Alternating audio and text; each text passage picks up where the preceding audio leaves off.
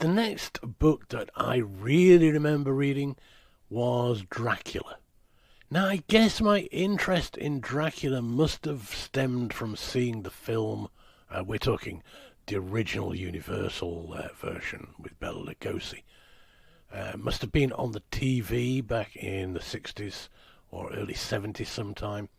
I do remember watching a load of B movies, things like The Snorkel and The Giant Claw, and the original Universal movies, the Dracula, the Frankenstein, Mummy, Wolfman, all those things. And they sparked an interest in old horror movies, and people like Lugosi, Karloff, Lon Chaney, and which is persists to this day.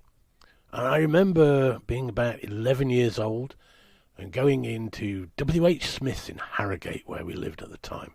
And I found a collection of Bram Stoker, which had Dracula, Dracula's Guest, The Jewel of the Seven Stars, The Lair of the White Worm, Lady of the Shroud. And I bought it. And I read Dracula, and I loved it. I still love it. I read it probably about once a year, and I have quite a few different versions of it.